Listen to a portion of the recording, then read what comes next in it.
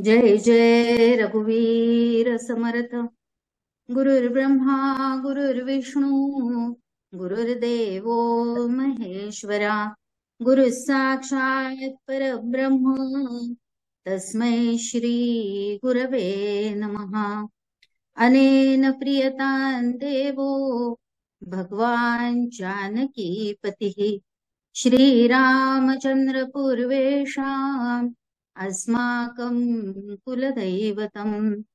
मनोजवं मारुततुल्यवेगं जितेन्द्रियं बुद्धिमतां वरिष्ठं वातात्मजं वानरयूथमुख्यं श्रीरामदूतं शरणं प्रपद्ये। मनोजवं मा शुकासारिखे पूर्णवैराग्यजाचे वसिष्ठा परिज्ञान योगेश्वराचे। कवी वाल्मिकी सारिका मान्य ऐसा नमस्कार माझा सद्गुरु रामदासा। जय जय रघुवीर समर्थ। प्रभू श्री रामचंद्रांना, श्री हनुमंतांना, श्री समर्थांना, सकल संतांना, सद्गुरुनाथांना आणि सद्गुरु श्रीराम महाराजांना वंदन करते। त्यांच्या आशीर्वादाच्या दोषावरच चिंतनाला प्रारंभही करते। आपल्या आजच्या चिंतनाचा विषय आहे श्रीराम जय राम जय जय राम। हा समर्थांनी दिलेला मंत्र सिद्ध मंत्र म्हणून प्रसिद्ध आहे, आपल्याला सगळ्यांना माहिती आहे। त्यामुळे उपासनेला सुरुवात करताना बहुतेक साधक या मंत्राने सुरुवात करतात, कारण सगळ्यांना सुरुवातीपासून सद्गुरूंची प्राप्ती असेलच असं नाही। म्हणून बहुतेक सगळेजण या सिद्ध मंत्राने आपल्या साधनेला सुरुवात करताना आपल्याला दिसून येतात। त्याचप्रमाणे आपल्या या कार्यक्रमामध्ये सुद्धा अनेक वर्षांपासून हा कार्यक्रम सुरू आहे। त्या कार्यक्रमातही या विषयावर अनेक वक्त्यांनी आपलं चिंतन आपल्या पुढे मांडलेलं आहे। इतर वक्त्यांचं आपण श्रवण, इतर वक्त्यांद्वारे झालेल्या प्रवचनाचं श्रवण आपण केलेलं आहेच। त्याचप्रमाणे श्रद्धेय मंदाताईंनी सुद्धा या विषयावर आपल्या पुढे चिंतन मांडलेलं आहे, आपल्याला उद्बोधन केलेलं आहे। त्यामुळे खरं तर काय बोलायचं असा प्रश्न पुढे येतोच। काय बोलायचं, काय ऐकायचं? पण संत सांगतात आणि शास्त्रही सांगतं, तेच तेच बोलायचं, तेच तेच ऐकायचं।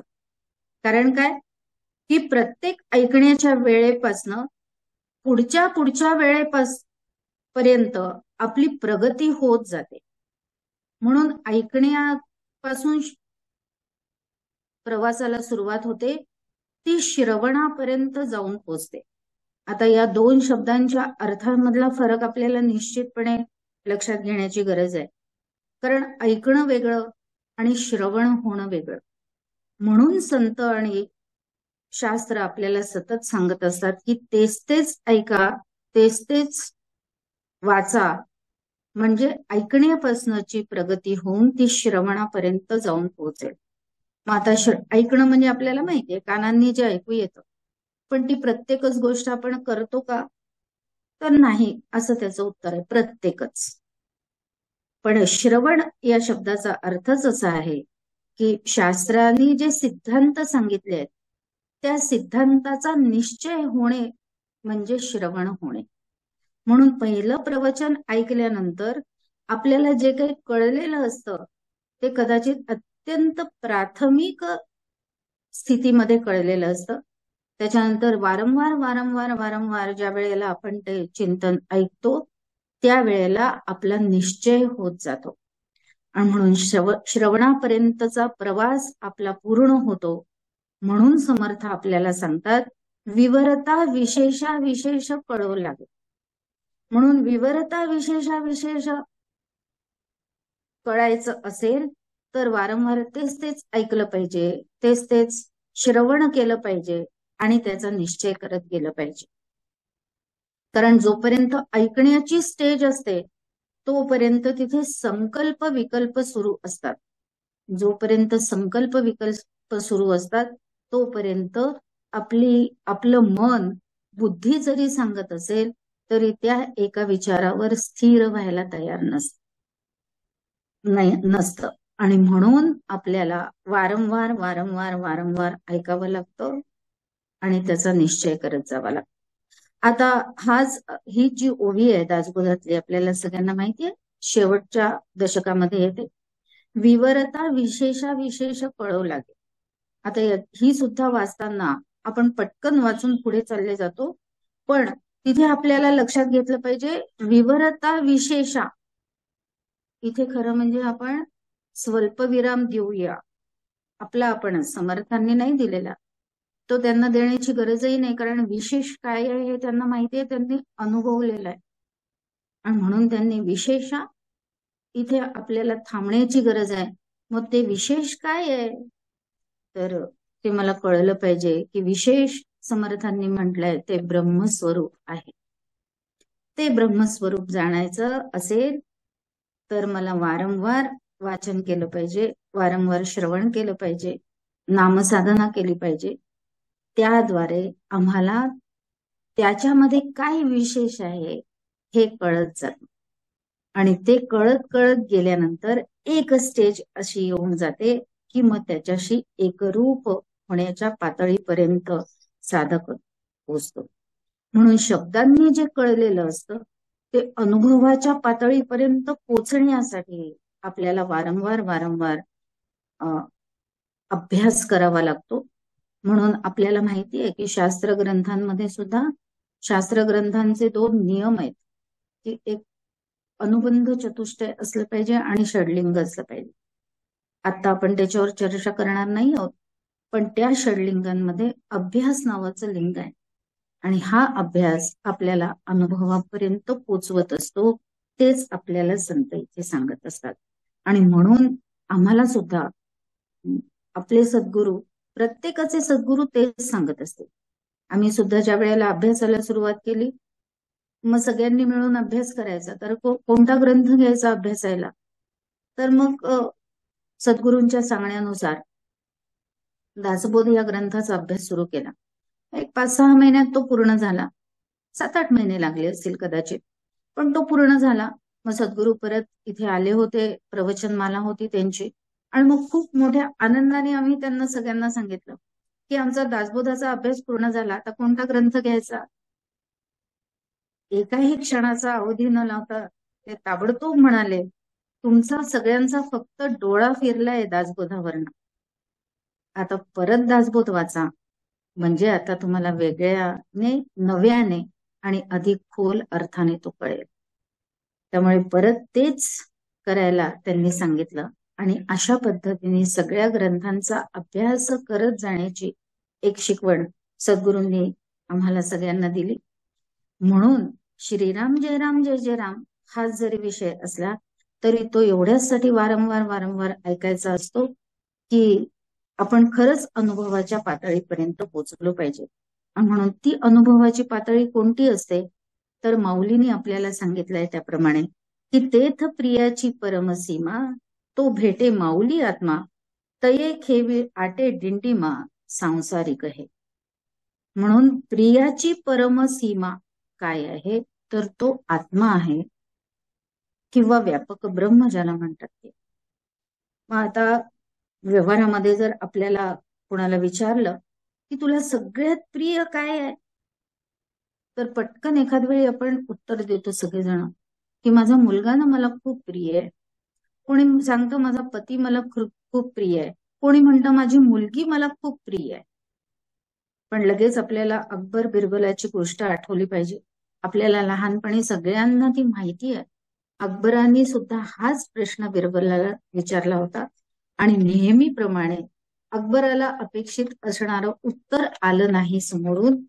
आणि बिरबलाने सांगितलं प्रत्येकाला फक्त स्वतःच तो प्रिय असतो असं म्हटल्याबरोबर अकबराने लगेच त्याला सिद्ध करून दाखवायला सांगितलं. कथा मला खूप लांबवायची नाही कारण आपल्याला सगळ्यांना ती माहिती आहे, पण नुसती माहिती असून उपयोग नाही, त्याचा आपल्याला निश्चितपणे उपयोग करून घेता आला पाहिजे. म्हणून ती कथा आम्हाला सांगते. कारण आम्हाला ही कथा कोणी सांगितली तर शास्त्राने सांगितली. आणि या शास्त्राचा अभ्यास त्या बिरबलाचा नक्की झालेला असणार. आणि म्हणून त्यांनी सांगितलं की परमप्रिय काय असतं, तर सगळ्यांना परमप्रिय फक्त आपला आत्मा असतो, म्हणजे स्वतः तो प्रिय असतो. म्हणून माऊली सुद्धा आपल्याला ज्ञानेश्वरीमध्ये तेच सांगते. कशाच्या आधाराने, तर गीतेमधला श्लोक आहे 16व्या अध्यायामध्ये 24वा श्लोक येतो की तस्मात् शास्त्र प्रमाणम ते कार्याकार्य व्यवस्थितो ज्ञात्वा शास्त्र विधानोक्तम कर्म कर्तुमिहार्हसि. भगवंताने अर्जुनाला सांगितलं. आता हा श्लोकाचा जर आपण विचार केला तर शास्त्र प्रमाणम ते कार्याकार्य व्यवस्थितो असं म्हणता आलं असतं की नाही भगवंताला, पण तिथे पहिल्यांदा शब्द वापरला गेला तस्मात.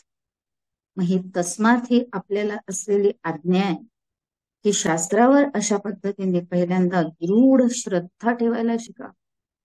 त्याशिवाय पुढे गरज होत नाही, त्याच्याशिवाय पुढे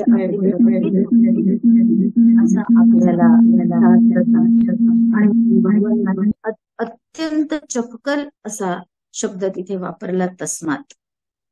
म्हणून शास्त्रावर श्रद्धा निर्माण झाली पाहिजे, तर मग पुढे ईश्वरावर शास्त्राची कृपा होते. शास्त्राची कृपा झाल्यानंतर ईश्वराची कृपा होते. ईश्वराची कृपा झाली की सद्गुरूंची प्राप्ती होते. सद्गुरूंची कृपा झाल्यानंतर आत्मस्वरूपाचा अनुभव येतो. म्हणून शास्त्र कृपा ही अत्यंत आवश्यक असलेली गोष्ट आपल्याला या श्रीराम जय राम जय जय राम मंत्राच्या या चिंतनातनं अत्यंत पहिल्यांदा लक्षात घ्यायची आहे. असा हा आपला प्रवास हळूहळू या श्रद्धेपासून सुरुवात झाला पाहिजे की शास्त्र जे सांगतं तेच मला परिपूर्णतेने मान्य करायचंय. त्याच्यामध्ये शंका घ्यायची नाही, प्रश्न विचारायचे जरूर. समजलं नाही तर प्रश्न नक्की विचारले पाहिजे, ते समजवून घेतले पाहिजेत अधिकारी व्यक्तींकडनं. पण त्यांनी एकदा समजवून दिल्यानंतर मग त्याच्यावर संशय ठेवता किंवा शंका मनामध्ये ठेवता उपयोगाची नाही. कारण मनामध्ये जर मी शंका ठेवली तर शास्त्र माझ्यावर कृपा करत नाही. कृपा केली नाही तर सद्गुरूंची प्राप्ती होत नाही. सद्गुरूंची प्राप्ती झाली नाही तर पुढचं काहीच होत नाही. म्हणून तस्मात् शास्त्र प्रमाणम.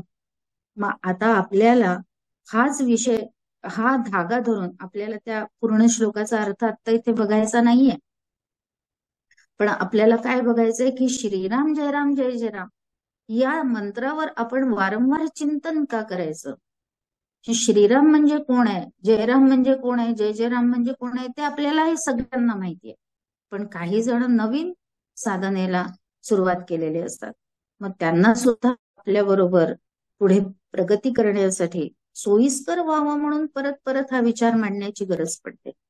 आणि आपलाही विचार पक्का होण्यासाठी या सगळ्या गोष्टींची गरज पडते. म्हणून शास्त्राने आम्हाला काय सांगितलं, मग पहिल्यांदा आता शास्त्रावर श्रद्धा ठेवायची आहे तर की कृतेध्याय ते विष्णू त्रेतायाम यजतो मकैः द्वापारे परिचर्यायाम कलौत हरिकीर्तनात. म्हणून कलियुगामध्ये नामसाधना ही सर्वश्रेष्ठ साधना आहे असं पहिल्यांदा शास्त्रांनीच सांगितलं. तोच धागा पकडून सकल संतांनी आपल्याला नामसाधना करायला सांगितली, कारण ते कलियुगाचं असलेलं प्रमुख साधन आहे. इतर साधनं करू नका असा त्याचा अर्थ नाही अजिबातच, पण सामान्य जनतेला उपयोगात असलेलं साधन कोणतं आहे तर ते नामसाधन आहे.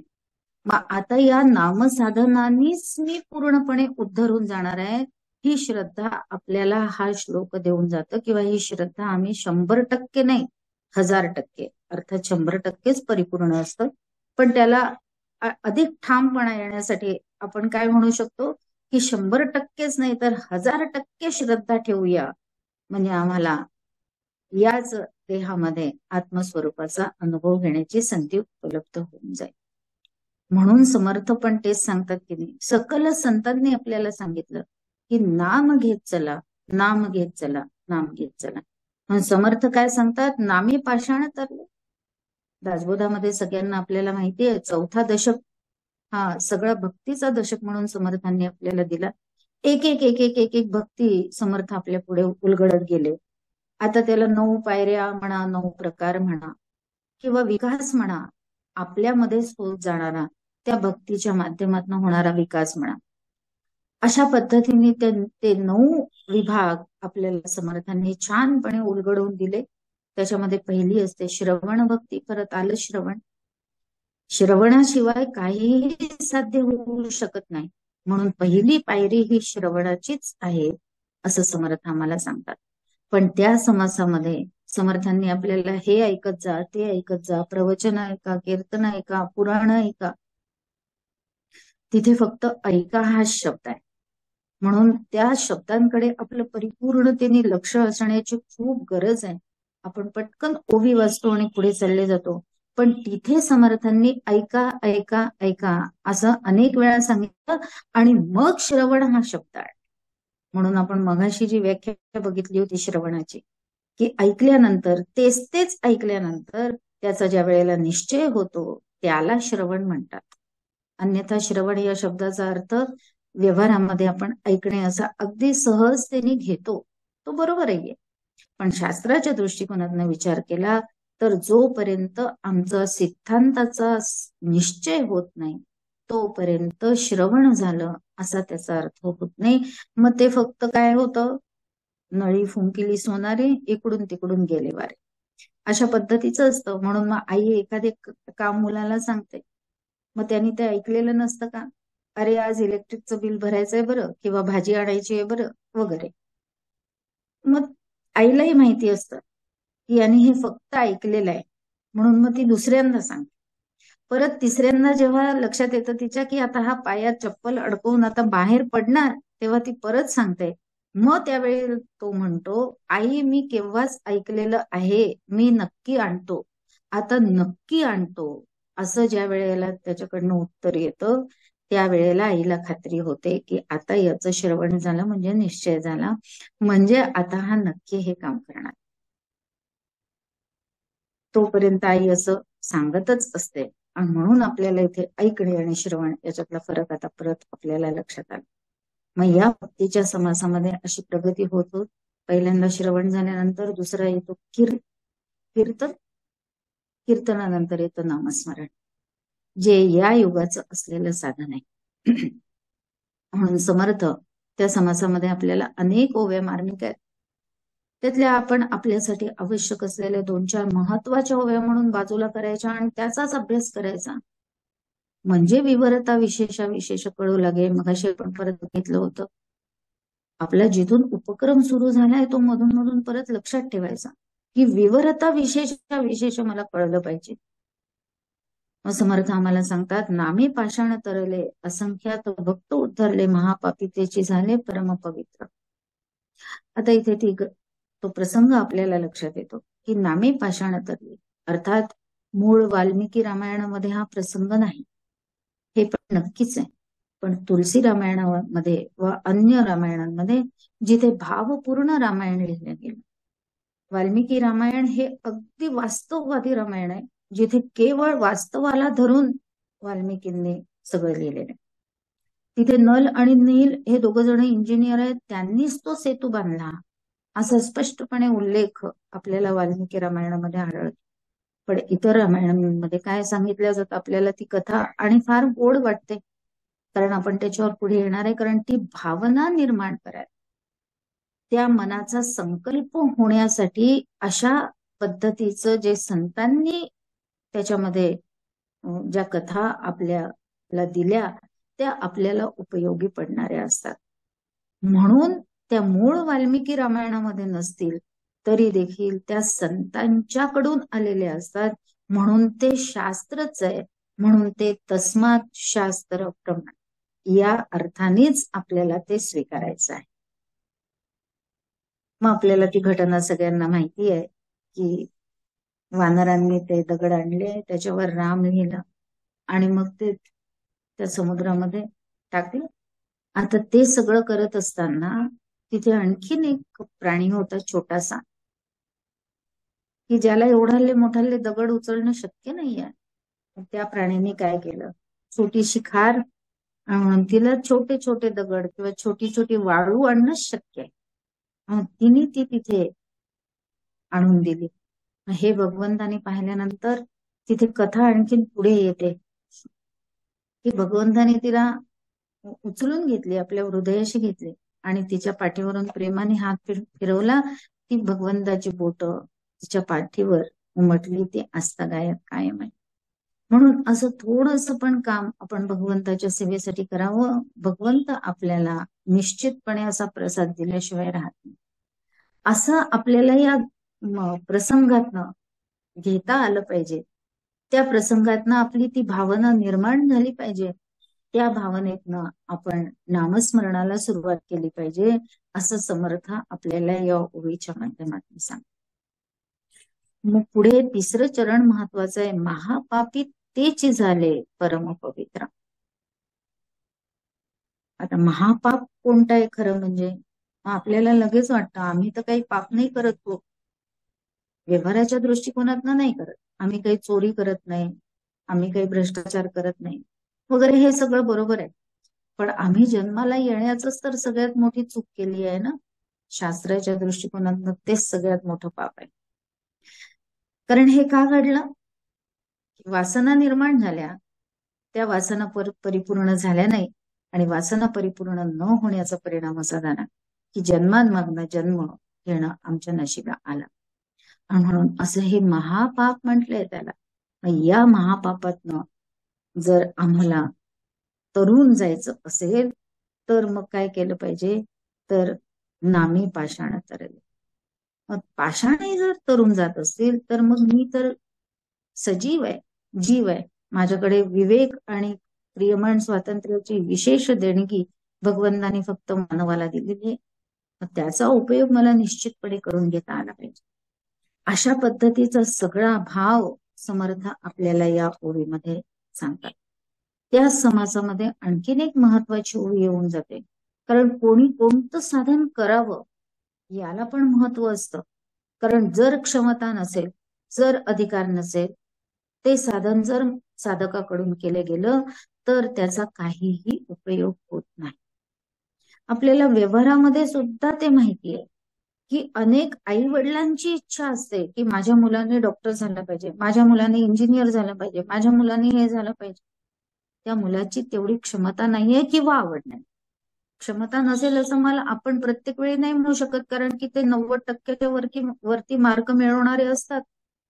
म्हणूनच आई वडील त्यांना डॉक्टर किंवा इंजिनियर व्हा असं सारखं म्हणत असतात.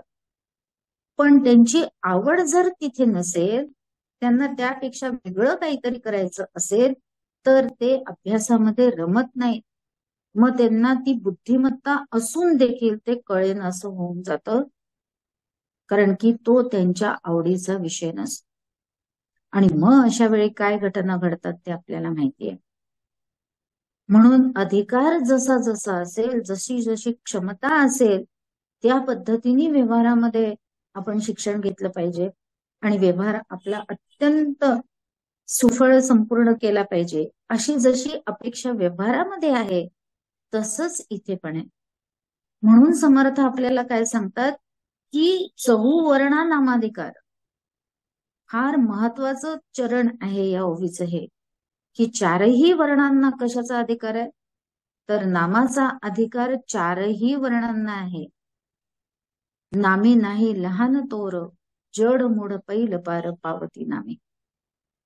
या समासातली ही ओवी आपल्याला फार महत्वाचा संदेश देऊन जाते की नामस्मरण करण्यासाठी चारही वर्णांना अधिकार आहे. वेद उपनिषदांचा अभ्यास करण्याचा अधिकार काहीच वर्णांना, एकाच वर्णांना, पण नामाचा अधिकार चारही वर्णांना. म्हणजे अत्यंत सोपं आहे ते करायला, काय हरकत आहे खरं म्हणजे. पण नाही, आम्हाला काहीतरी खूप कठीण करावं असं वाटतं आणि कठीण केल्यानंतरच काहीतरी प्राप्त होत असतं असं वाटतं. पण शास्त्र आम्हाला सांगतं तसं नाहीये. शास्त्राने सांगितलं की नामाचा अधिकार चारही वर्णांना आहे. ऋचा, वेदातले मंत्र म्हणण्याचा अधिकार फक्त पुरुषांना आहे. मला त्या विषयात खूप जायचं नाही आता, कारण की तो वादाचा मुद्दा होऊ शकतो. म्हणून त्या विषयामध्ये मला जायचं नाही. पण तस्मात शास्त्र प्रमाण असं जर आपण आता या ओवीच्या म्हणजे या आपल्या चिंतनासाठी फक्त तेवढंच महत्वाचा म्हणून श्लोकाचा भाग घेत असू किंवा घेतला पाहिजे, तर आपल्याला शास्त्रावर अशा पद्धतीची परिपूर्ण श्रद्धा ठेवलीच पाहिजे. मग त्याचा परिणाम लगेच आजच होतो का? तर नाही. त्याचा परिणाम कालांतराने झाल्याशिवाय राहत. मागे एकदा एक घटना अशी ऐकली होती, पेपरमध्ये बातमी आली होती की आपल्या इथली नाहीये अर्थातच, ती आहे विदेशात, की एका व्यक्तीचा एक व्यक्ती अत्यंत राग करत होती. कारण दोघही एकाच क्षेत्रातले होते, पण एक जण फारच यशस्वी होत होता. दुसऱ्याची बुद्धी कमी होती असं नाही, पण त्याला यश मिळत. आता हे यश मिळणं आणि न मिळणं कशावर अवलंबून असतं आपल्याला माहिती आहे. माहिती सगळ्यांना कदाचित त्यांनाही असेल, पण ते स्वीकारण्याची तयारी नसते. म्हणून त्या व्यक्तीचा काटा कसा काढायचा, तर त्या व्यक्तीने काय केलं की जी यशस्वी होणारी व्यक्ती आहे त्याच्या सगळ्या सवयी लक्षात घेतल्या, की हा काय काय करतो. म्हणजे त्याचा काटा काढल्यानंतर माझ्यावर आळ यायला नको किंवा मी पकडल्या जायला नको, मला शिक्षा व्हायला नको, याची परिपूर्ण काळजी मी घेतली पाहिजे. म्हणून त्यांनी हे लक्षात घेतलं की हा व्यक्ती जेव्हा वाचन करतो त्यावेळेला प्रत्येक खरं असं करू नये, पण थुंक लावून पान बदलायचं, अशी त्या व्यक्तीची सवय. आता ही अत्यंत चुकीची आहे, पण त्याची होती. तो इतका गुंग व्हायचा त्या वाचनामध्ये की तो तसं करायचा हेही त्याच्या लक्षात यायचं नाही. मग आता या सवयीचा काय करून घेतला या दुसऱ्या व्यक्तीने फायदा, त्यांनी त्याच्या प्रत्येक पुस्तकाला ज्या ठिकाणी तो बोट लावून ते पान उलटायचा त्या ठिकाणी विष लावून ठेवलं. पावडर युक्त जे विष येतं, पण अत्यंत जहर असतं त्याच्यामध्ये, ते विष. आता मग पहिल्याच दिवशी परिणाम झाला का? नाही. हळूहळू हळूहळू हळूहळू ते होत गेला. आणि एक दिवस मग हा व्यक्ती असा कसा काय गेला, आणि म्हणून पोस्टमॉर्टम झालं. पोस्टमॉर्टम मध्ये लक्षात आलं की याच्यावर विषप्रयोग झालाय, पण विषप्रयोग करणारं प्रत्यक्ष त्याच्या घरामध्ये कोणी नाही. म्हणून मग सगळे जेव्हा ती तपासणी झाली त्या वेळेला लक्षात आलं की त्याच्या पुस्तकांना त्या पर्टिक्युलर ठिकाणी हे पावडर युक्त असलेलं ते विष लावून ठेवण्यात आलेलं होतं. मग ते कोणी लावून ठेवलं असेल वगैरे, मग त्या व्यक्तीला शिक्षा झाली. आपला विषय कुठे कशासाठी हा आपण दृष्टांत बघितला की प्रत्येक चुकीच्या गोष्टीचा परिणाम हा ताबडतोब होत नाही, तो हळूहळू होत असतो. म्हणून तस्मात शास्त्र प्रमाण, म्हणून शास्त्राने जे मान्य करून दिलेलं आहे, शास्त्राने जे सांगितलंय त्याप्रमाणे आम्ही चाललो तर आम्हाला उद्धाराची 100% खात्री आहे. आणि नाही तर मग त्या कर्मांचं फल भोगायला आम्हाला परत जन्म घ्यावाच लागतो, त्याला पर्याय राहत नाही. आणि म्हणून आपल्याला जर परत जन्मायचं नसेल, कारण आपण मगाशीच ठरवलं की या मानव देहाचं ध्येय काय असलं पाहिजे, तर परमसीमा गाठायची आहे. कशाची? जो आत्मा आम्हाला परमप्रिय आहे, म्हणजे मला मीच प्रिय आहे, ते मला याच जन्मामध्ये अनुभवायला आलं पाहिजे. पण त्याच्यासाठी हे सगळं करावं लागतं. परीक्षेत पास होण्यासाठी अभ्यास केल्याशिवाय पास होत नाही, हा नियम आहे. तसाच नियम इकडे पण आहे. म्हणून हे सगळे नियम, या सगळ्या अटी आपण तंतोतंत जर पाळत गेलो तर आपल्याला यश 100% आहे असं शास्त्र आम्हाला सांगतं. पण मग त्याच्यामध्ये ज्या या काय अटी दिलेल्या आहेत शास्त्राने, त्या आपण स्वीकाराव्यात. आणि म्हणून काही गोष्टी स्त्रियांनी करू नये असं शास्त्राने सांगितलंय, काही गोष्टी इतर वर्णांनी करू नये असं शास्त्राने सांगितलंय. म्हणून त्या, पण आता जे नाही करायचं म्हटलं तेच करण्याकडे प्रवृत्ती असते, स्वाभाविकपणे असते. पण तिथेच तर संयम ठेवता आला पाहिजे. आणि याच्यासाठी काय केलं पाहिजे, तर नामस्मरण केलं पाहिजे. तो अत्यंत सोपा असलेला उपाय आम्हाला शास्त्राने आणि संतांनी या युगासाठी दिलेला आहे. म्हणून समर्थ आम्हाला या ओवीमध्ये सांगतात की चारही वर्णांना अधिकार आहे. तिथे लहान थोर असा पण भेद नाही. असं म्हटल्याबरोबर आपल्याला ध्रुव आणि प्रल्हाद डोळ्यासमोर आले पाहिजे. बघा, आपल्याला सतत या कथांच्या अनुसंधानामध्ये राहिलो आपण, तर हे सगळं आपोआप आठवत जाईल आणि मग तिथे आपल्याला ते आपोआपच फायद्याचं ठरेल. त्यामुळे वयाने लहान आहे का मोठा आहे का तरुण आहे असा पण तिथे भेद नाही. कारण आपण ती घटना आठवूया की ज्या वेळेला ध्रुवाला त्या उत्तानपाद राजा म्हणजे सुरुची ढकलून देते त्याच्या मांडीवरनं, त्यावेळेला तो आईकडे येतो आणि सगळी घटना सांगतो. तिथे सुनीतीचं उत्तर फार सुंदर आहे. बाळा, ती बाकी काय बोलली याच्याशी मला काही घेणं देणं नाही, पण ती जे बोलली एक वाक्य ते खरंच बरोबर आहे की देव आपल्याला सगळं देत असतो. आणि म्हणून देवाची पूजा, देवाचं नामस्मरण आपण केलं पाहिजे आणि त्याची कृपा झाली तर या सगळ्या गोष्टी होत असतात. हे वाक्य तिने अगदी बरोबर काय ते सांगितले. काय सुनीतीचं चरित्र आहे आपण लक्षात घेऊन. मग लगेच ध्रुव विचारतो, तो देव कुठे आहे? किंवा आता काय ते एवढ्याशा लहान मुलाला उत्तर देणार 5 वर्षाच्या? म्हणून ती सांगते, अरे तो जंगलात असतो. मग हा मी निघालो. नको, अरे तू फार लहान आहेस. मग तो लहान मुलांना भेटत नाही का? आपण ही कथा कशाच आहे, लहान थोर एवढ्यासाठीच फक्त बघतोय. मला आता कथा अजिबातच नाही पुढे न्यायची, कारण कथा सगळ्यांना माहिती आहे. मग ती म्हणते, नाही तसं नाही, तो लहानांना पण भेटतो मोठ्यांना पण भेटतो. मग आई मी हा निघालो आणि ते त्याच क्षणी त्याचं श्रवण झालं. 2 गोष्टींसाठी आपल्याला ही कथा लक्षात घेतली पाहिजे. 5व्याच वर्षी त्या ध्रुवाचं पहिल्यांदाच ऐकल्यानंतर श्रवण झालं, म्हणजे निश्चय झाला आणि आईचा आशीर्वाद घेऊन ध्रुव त्याच क्षणी घर सोडून वनामध्ये आला. आणि वनात आल्यानंतर पुढे काय झालं आपल्याला सगळ्यांना माहिती. मग त्याला काय सांगितलं नारदांनी? पहिल्यांदा ओम नमो भगवते वासुदेवायाचा जपच करायला सांगितलं आणि मग हळूहळू ध्यानाची प्रक्रिया समजावून सांगितली. म्हणून पहिल्यांदा सुरुवात होते ती नामापासूनच होते.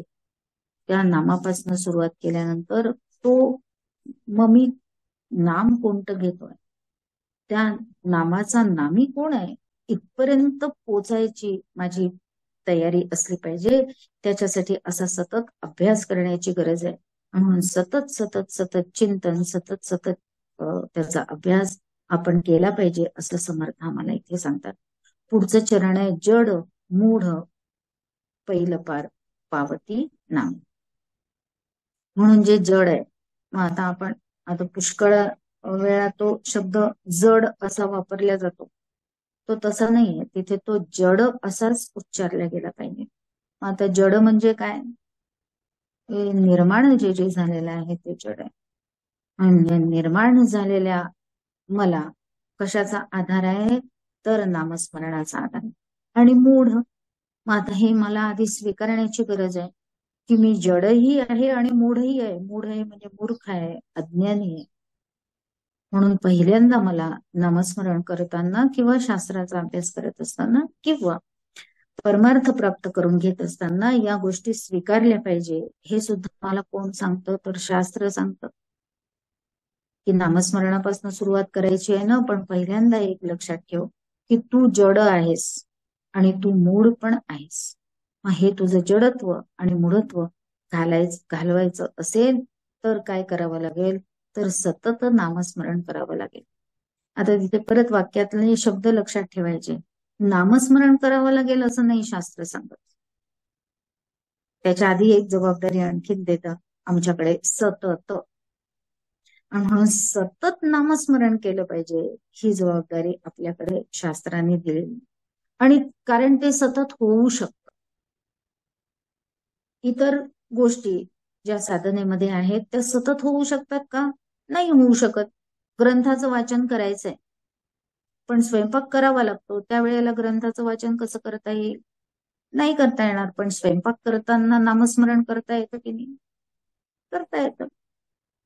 म्हणून तिथे नामस्मरणाच्या आधी शास्त्राने आपल्याला सांगितलं की ते सतत होऊ शकतं, ते सतत केलं पाहिजे. ही सगळ्यात मोठी जबाबदारी नामस्मरण करत असताना किंवा नामसाधना करत असताना शास्त्राने आम्हाला दिलेली आहे. म्हणून आपण दरवर्षी हा 10 दिवसांचा कार्यक्रम घेतो, पण तो कशासाठी? तर सवय लागावी. आणि खरं म्हणजे नियम असा आहे की 3च दिवसात सवय लागते. विज्ञानाच्या दृष्टिकोनातनं म्हणजे भौतिक विज्ञानाच्या दृष्टिकोनातनंही जरी विचार केला तरी एखादी गोष्ट जर लावून घ्यायची असेल तर ती त्याच वेळी जर 3 दिवस सतत केली, 3 दिवस, तर पुढे शरीराला आपोआप सवय होते आणि ती सवय कायम टिकते, जर मध्ये मध्ये आपण ब्रेक नाही केली तर. सवय लागायला फक्त 3च दिवस पुरतात. मग आपल्याला ही संधी आपलं श्रीराम महाराजांच्या या कृपा प्रसादाने दरवर्षी 10 दिवसाची उपलब्ध आहे. मग त्याचा आम्हाला किती उपयोग व्हावा खरं म्हणजे. म्हणून मग फक्त 10च दिवस नामस्मरण करायचं आहे का? तर नाही. हा संकल्प आहे म्हणून अधिकाधिक करायचं. ती संख्याही मोजत राहायची, ती संख्या तिथे अर्पण करायची आहे. आणि अशी संख्या अर्पण केल्यानंतरचा जो काही प्रसाद मिळणार असतो तो अलौकिक असतो, याच्याबद्दलची श्रद्धा आपल्या ठिकाणी आपण निश्चितपणे ठेवली पाहिजे. आणि म्हणून समर्थ आम्हाला सांगतात की लहान थोरांना, स्त्री आहे का पुरुष आहे, असा कोणतीही तिथे अट नाही नामस्मरणाच्या बाबतीत. म्हणून इतर साधनांच्या बाबतीत असलेल्या अटी नामसाधनेने पूर्णपणे रद्द केलेल्या आहेत. त्याचा फायदा आम्हाला करून घेतला पाहिजे. म्हणून मग युगाची सुद्धा असलेली साधना जी शास्त्राने सांगितली, ती संतांनी सांगितलेली, सद्गुरूंनी सांगितलेली, अशा तिन्हीचा जर आम्ही उपयोग करून घेतला तर त्याचा एकत्रित असा परिणाम आमच्यावर झाल्याशिवाय राहत नाही. तो परिणाम आमच्यावर होतोच, अशी श्रद्धा आपल्याला इथे ठेवता आली पाहिजे. आणि म्हणून श्रीराम जय राम जय जय राम या मंत्राद्वारे ज्या वेळेला आम्ही साधना करायला सुरुवात करतो त्यावेळेला आता आपण लक्षात घेतलं पाहिजे की तिथे पहिल्यांदा भावना आमची निश्चित झाली पाहिजे. बघा, ही साधना सुद्धा 3 स्तरांवर पुढे पुढे जात असते. आणि म्हणून आता इथे आपल्याला ते सगळ्यांना माहिती आहे, पण तरी एकदा बघून घेऊ की श्रीराम म्हणजे काय, जयराम म्हणजे काय आणि जय जय राम म्हणजे काय. आता अनेक श्रोत्यांना पटकन उत्तर आपल्या मनामध्ये आलं आहेच. आता आपण आपल्या एकमेकांसमोर नाहीये म्हणून इंटरॅक्शन होऊ शकत नाही. तुम्ही फक्त मला बघता, मी तुम्हाला बघू शकणार नाही, हे अगदी निश्चितच आहे.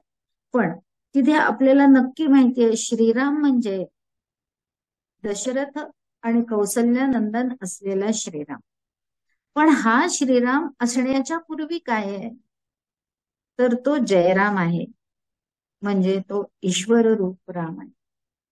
आणि त्याच्याही आधी तो कोण आहे, तर तो सत्तारूप असलेला, ब्रह्मस्वरूप असलेला राम आहे.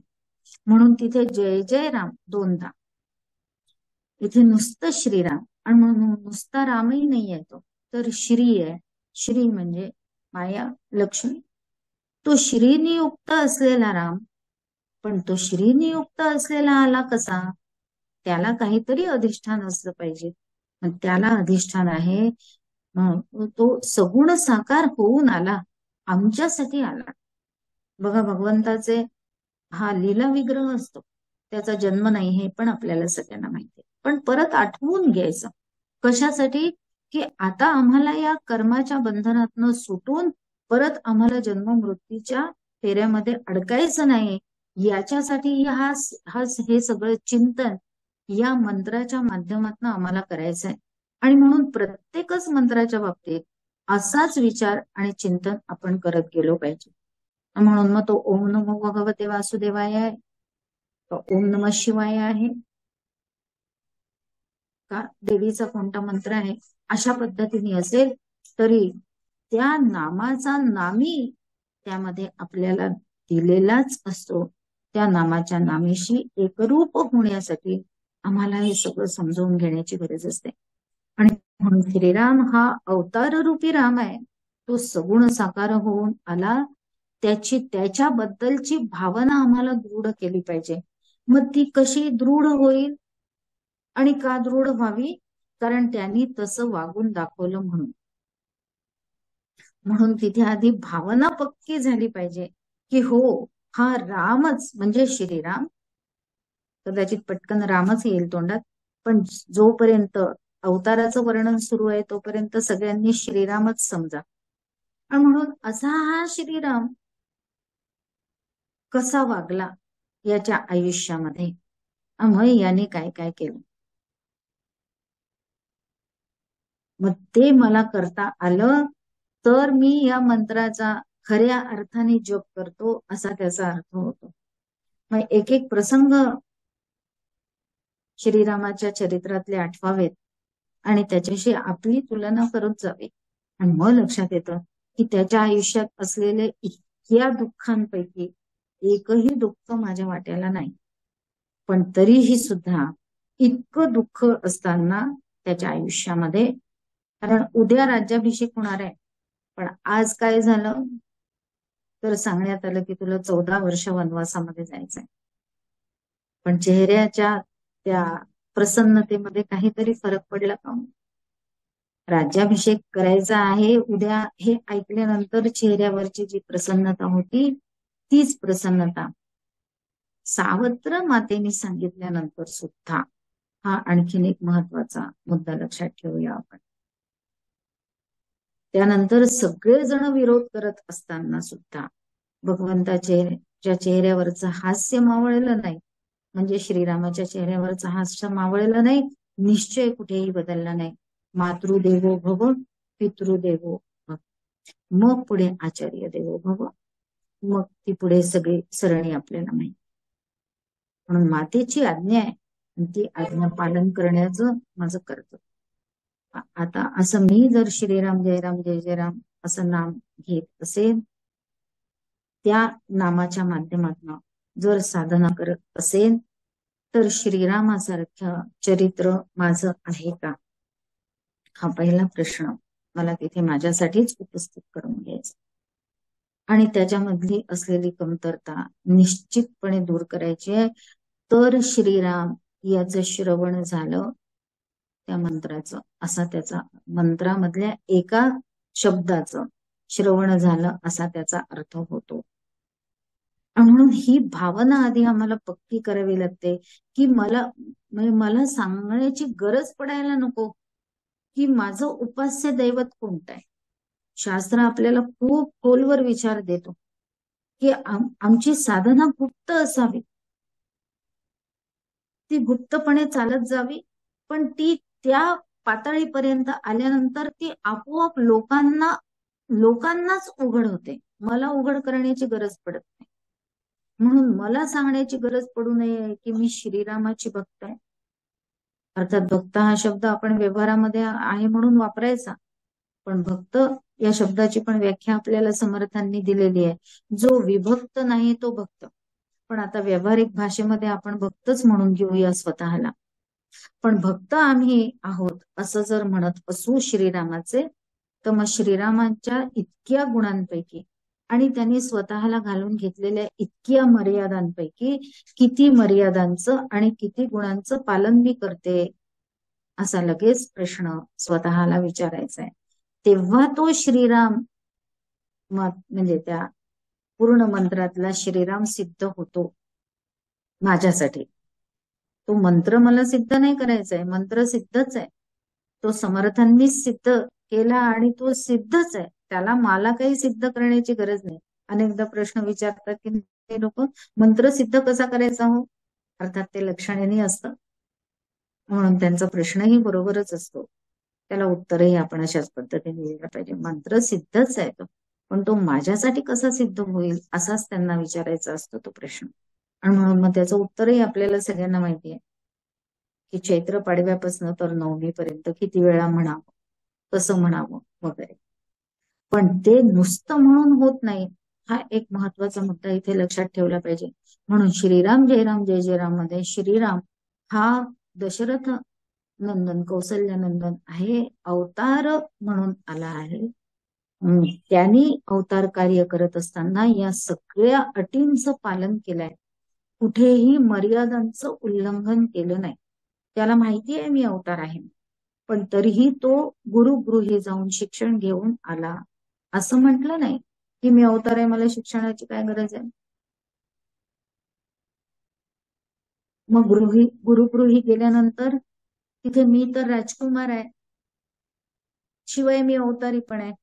मग आता मी गुरूंची सेवा नाही करणार असं म्हटलं कधी? मग सेवा करायला आम्ही लाजतो का? सेवा करायला मागे पुढे बघतो का? सेवा करण्यामध्ये दांडी मारतो का? असं असं माझंच मला समजून घ्यायचं आहे स्वतः, आणि त्या श्रीरामाशी माझी तुलना करायची आहे.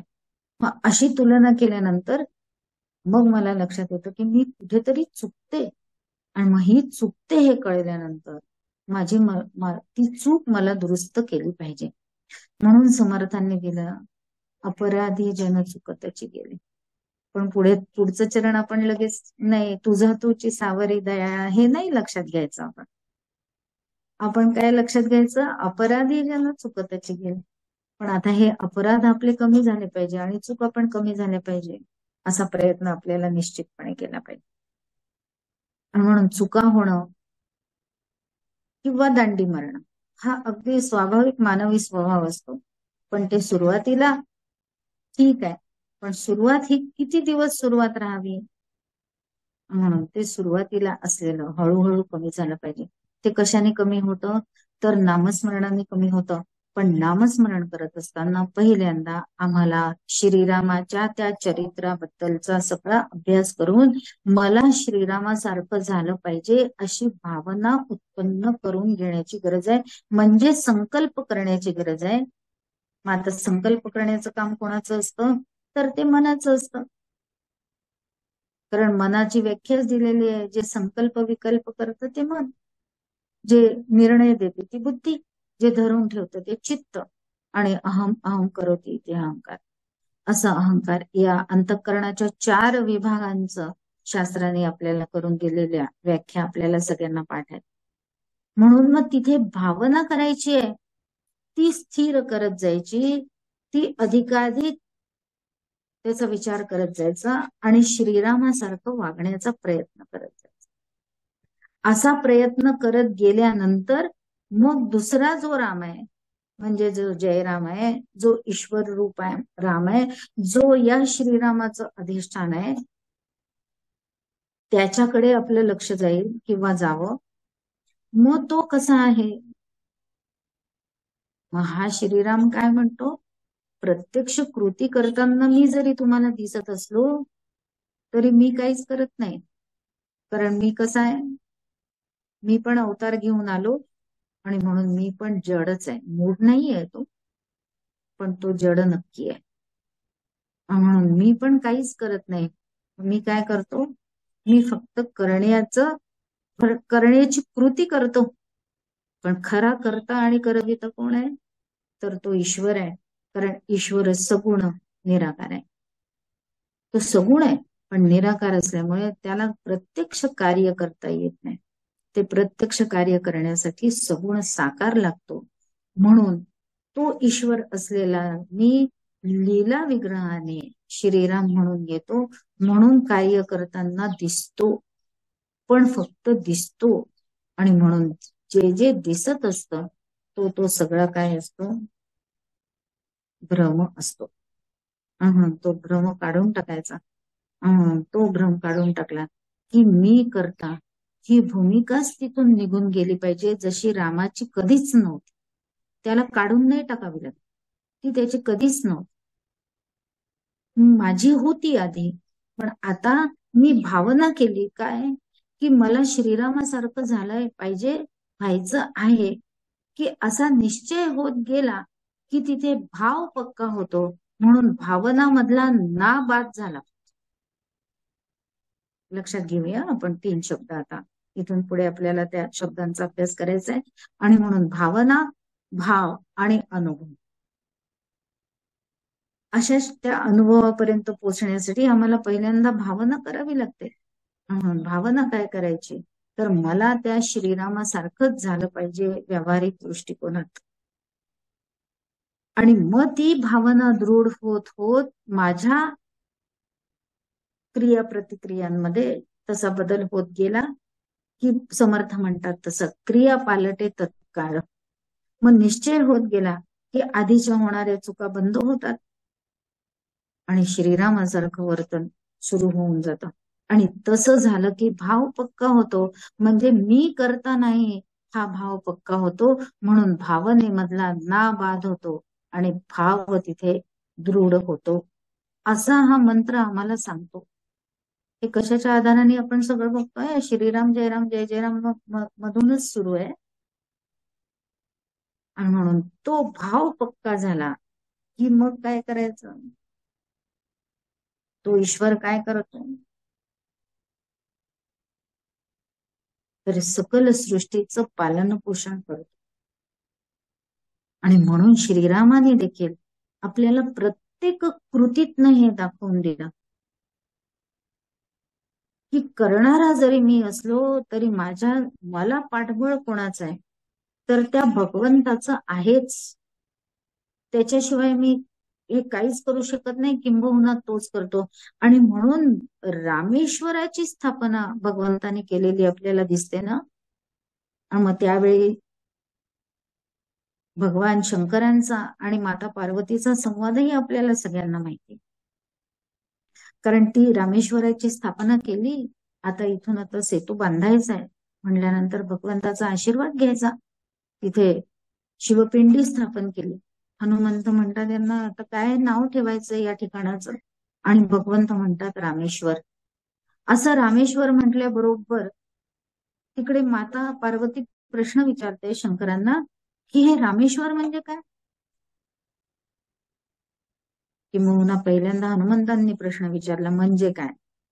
तर रामाचा जो ईश्वर आहे ते रामेश्वर असं भगवंताने उत्तर दिलं. म्हणून माता पार्वतींनी प्रश्न केला शंकरांना की तुम्ही तर रामांना ईश्वर म्हणता आणि राम आता कसं काय असं उत्तर देतात आहेत? त्यावेळेला भगवान शंकर हसून म्हणाले बरोबर आहे, कारण तो आत्ता अवतार घेऊन गेलाय या भूलोकावर, म्हणून एक पायरी खाली उतरलाय याची त्याला परिपूर्ण जाणीव आहे. म्हणून तो अवतार घेऊन ज्या वेळेला जातो त्यावेळेला तो माझं भजन करतो. आणि म्हणून तो म्हणतोय की रामाचा जो ईश्वर. पण मी पण तेच म्हणतो की राम ज्याचा ईश्वर. आणि म्हणून एकमेकांना ईश्वर समजणे हा केवढा मोठेपणा या तीनही देवांमध्ये आहे. आपण लक्षात घेऊया. आता हे खरं तीनही देव म्हणजे ब्रह्मा विष्णू आणि महेश हे तीन गुणांचे असलेले प्रतीक आहेत किंवा नायक आहेत. म्हणून पण ते तीनही गुण त्यांच्या ठिकाणी अत्यंत शुद्ध आहेत, म्हणून ते ईश्वर स्वरूप आहेत. मग आता त्या ईश्वरावर भाव स्थिर झाल्यानंतर मला दुसरी पायरी काय करायची आहे? तर माझ्यामध्ये मग तीन गुण आहेतच, सत्व रज आणि तम. पण ते मी शबल केलेले असतात, शबल नसतात. मुळात ते शबल नसतात. म्हणून लहान मुलांना देखील कोणी गुरु केलं? दत्तात्रयांनी गुरु केलं. 24 गुरूंपैकी एक गुरु त्यांचा लहान मुल आहे, निष्पाप. तिथे त्यांच्यामध्ये असलेले ते सगळे गुण शुद्ध आहेत, म्हणून ते रागवतातही, चिडतातही. आईला मारतात की नाही मुलं? आईला मारतात, बाबांना मारतात. पण ते मारणं त्यांचं काही हेतुपुरस्सर आहे का? आणि लगेच विसरतात की नाही? आपणही मारलं तरी विसरतात, तेही मारतात तरी विसरतात.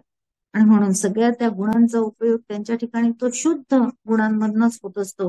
आणि म्हणून दत्तात्रयांनी लहान मुलांना गुरु केलेला आहे, 24 गुरूंपैकी एक गुरु. म्हणून हा ईश्वर हा या तिन्ही गुणांनी युक्त आहे, पण ते अत्यंत शुद्ध आहे. म्हणून श्रीराम म्हणतात की मी करते पण कोणाकडे देतो? ईश्वराकडे देतो. पण ईश्वरही म्हणतो मी तर काहीच करत नाही. म्हणून असं करत गेलं की मग काय होतं, कर्तेपणा ज्या वेळेला कर्तेपणाच्या भावनेतनं आपण बाजूला होतो, त्या वेळेला संसार बाजूला सरलेला असतो. म्हणून आपण अजून त्या ओवीच्या माध्यमातूनच चिंतन करतोय हे लक्षात ठेवायचं. कोणती ओवी आपण घेतली होती माऊलीची? तेथ प्रियाची परसीमा, तो भेटे माऊली आत्मा. आणि म्हणून तेथे पुढे माऊलीने शेवटचं चरण वापरलेलं आहे की तेथ खेवी आटे डिंडिमा संसारिक. काय आटून जाणार आहे? तर संसाराची सगळी जी काय व्यस्तता आहे किंवा या संसारामुळे जे आमचं अडकणं आहे ते सगळं आपोआपच दूर होऊन जातं. पण संसार म्हणजे काय मग? आता लगेच प्रश्न विचारलाच पाहिजे आपण आपल्यालाच की मग संसार म्हणजे काय? तर काम, क्रोध, लोभ, मोह, मद, मत्सर हे सहाही विकार म्हणजे संसार. संसार म्हणजे जन्माला यायचं, शिकायचं, मग लग्न व्हायचं, मुलं बाळ, तो ते तर आहे संसार. ती संसाराची एक वेगळी काय म्हणूया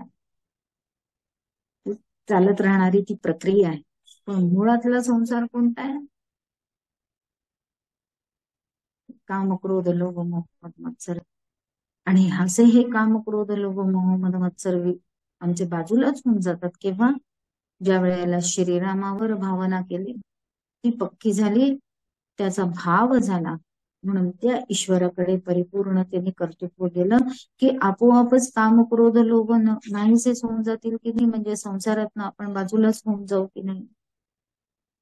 मग असं संसारातनं बाजूला होऊन जाण्यासाठी होऊन जातं. पण त्या वेळेला काय होतं, तर ही घडणारी जी प्रक्रिया आहे ही अशी आत्ता बोलताना खूप आपण फास्ट बोललो, पण ती तशी होते का? नाही, इतक्या फास्ट नाही होत.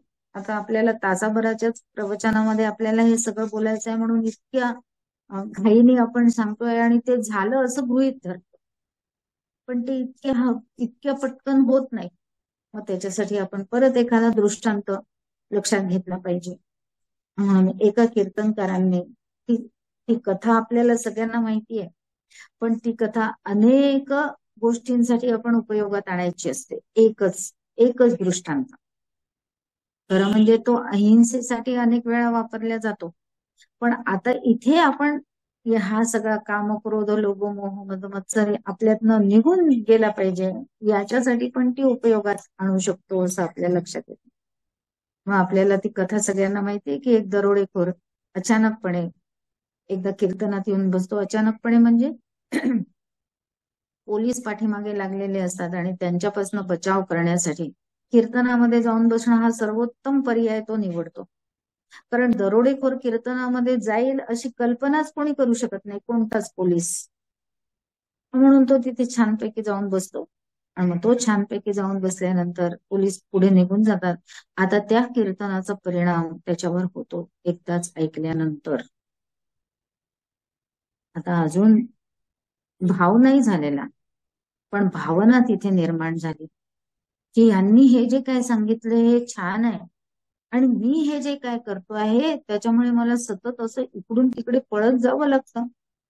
त्याच्यापेक्षा हे जे काय सांगतायत ते खरंच छान आहे, पण आता ते तसं मला करता येईल का?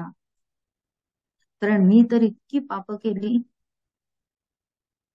पण समर्थांनी काय सांगितलं? महापापी तेची झाले परम पवित्र. आता आपण महापापी या शब्दाचा अर्थ तिथे वेगळा पाहायला होताच, पण व्यवहारामध्ये सुद्धा अशी पाप करणारे सुद्धा कशाने उद्धार होऊन जातात? त्याच्यासाठी वाल्या कोळ्याचं उदाहरण तर आपल्या समोर आहेच. आणि म्हणून असा हा दरोडेखोर त्या कीर्तनकारांना विचारतो, म्हणून त्या दरोडेखोराला ते सांगतात की बाबा रे, तू बाकी काही आत्ता करू नको, आत्ता काय कर, फक्त नामस्मरण कर आणि तीर्थयात्रा कर. पण मग माझ्यात फरक झालेला कसा दिसेल? लगेच होईल का? लगेच नाही होणार, पण मग झालेलं मला कळलं तरी पाहिजे ना.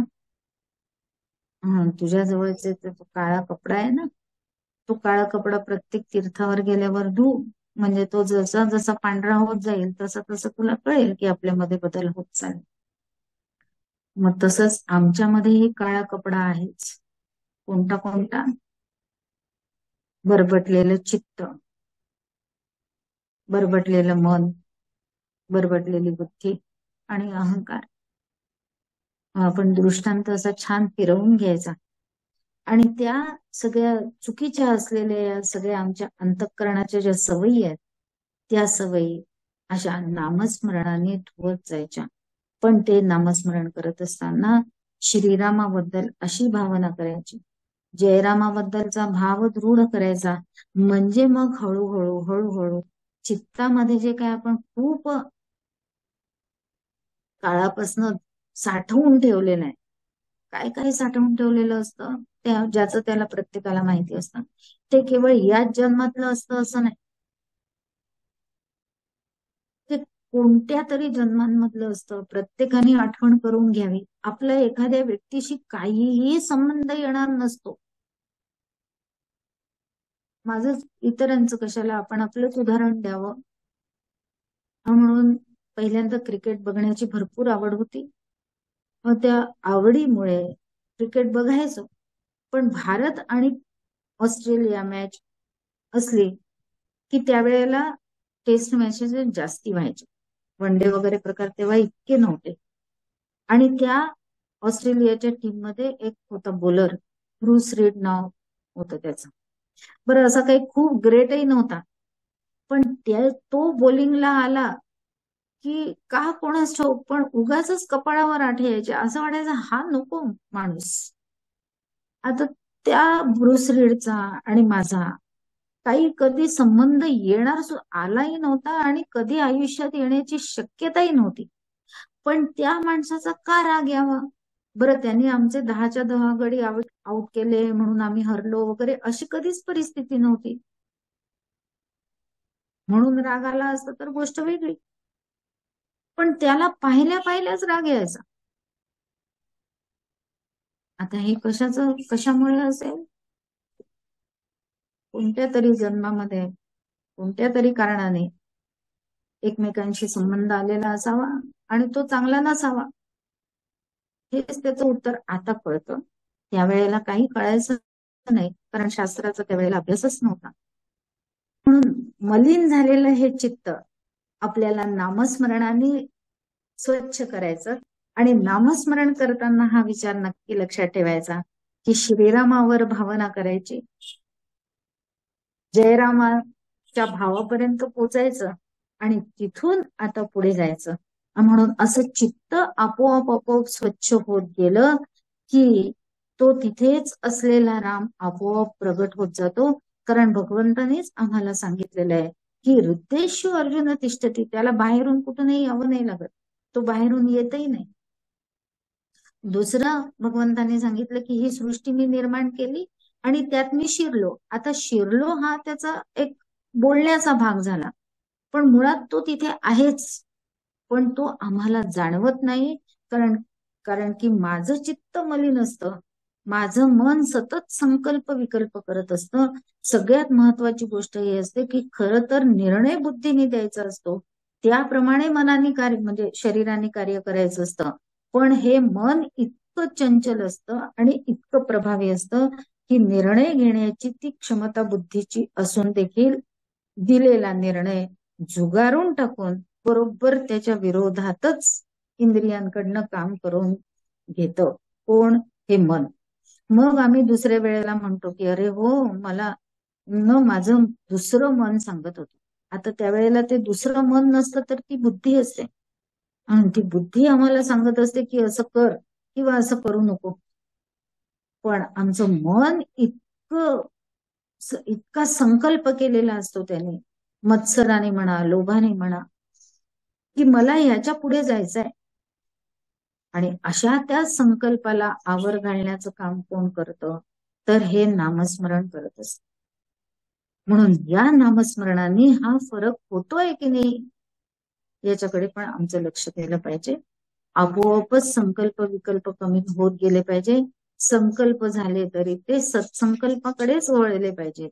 त्या सत्संकल्पाचा आपल्याला निश्चितपणे उपयोग झाल्याशिवाय राहणार नाही. आणि म्हणून हे असं मन, बुद्धी, चित्त आणि अहंकार या सगळ्या गोष्टी आपल्या स्वच्छ होत जातात. आणि मग तुकाराम महाराज म्हणतात ते कदाचित आम्हाला पटायला लागतं, कदाचित नाही, पटायलाच लागतं. थोडे आहे चित्त सहाय्य झाले या. त्या जुन्या सगळ्या आठवणी बाजूला काढून टाकल्यानंतर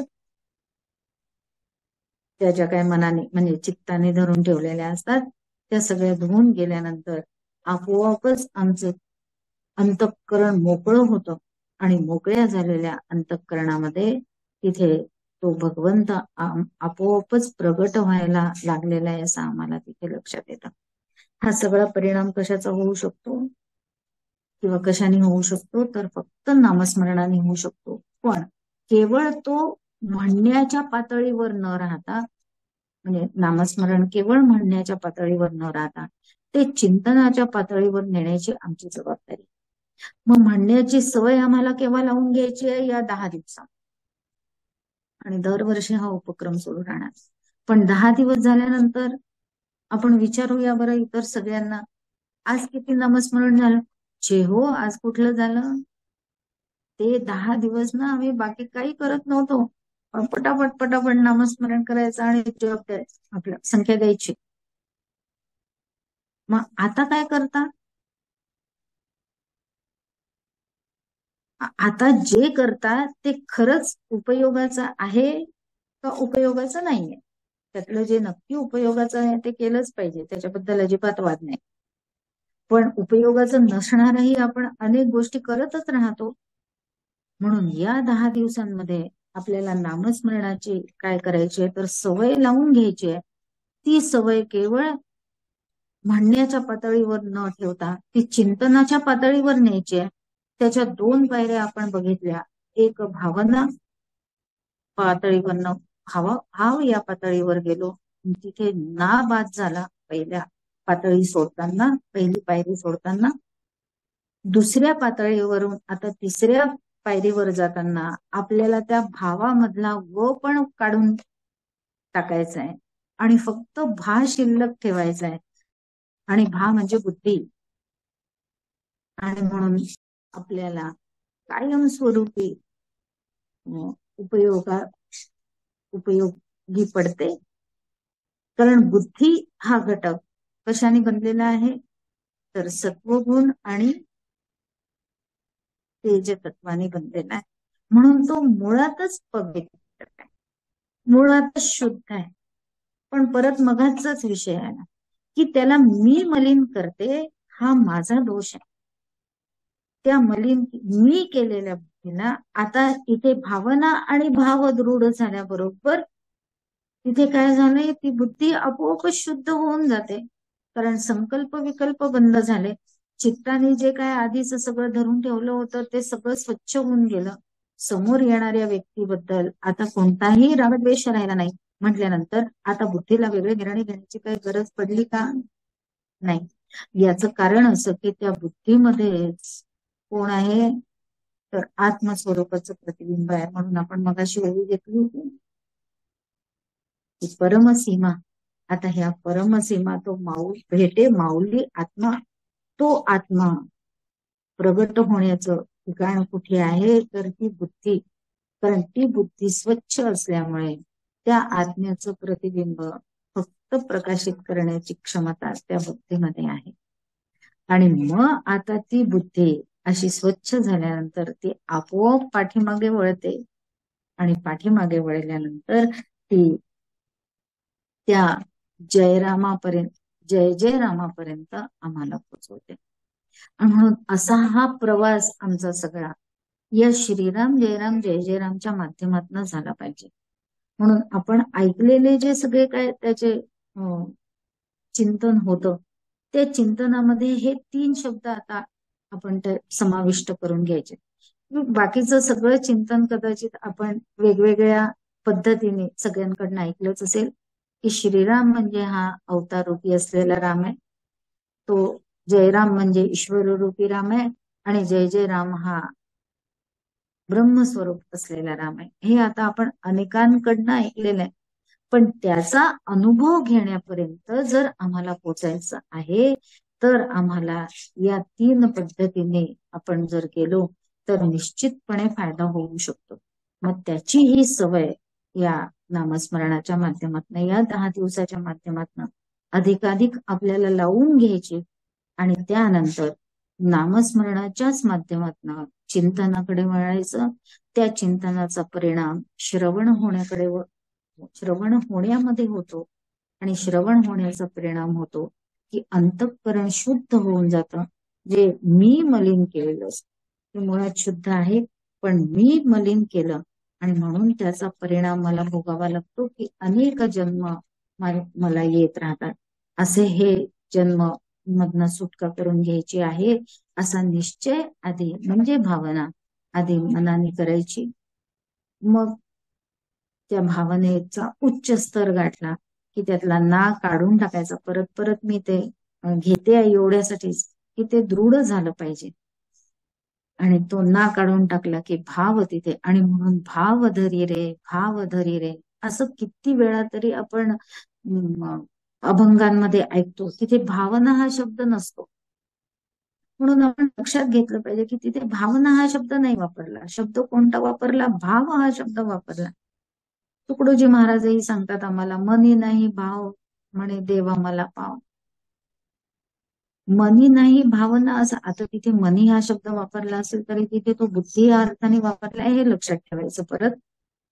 कारण असं आपण आतमध्ये शोधायला गेलं तर आपल्याला काही कुठे असं मन दाखवता येणार नाही, बुद्धी दाखवता येणार नाही, चित्त दाखवता येणार नाही, अहंकारही दाखवता येणार नाही.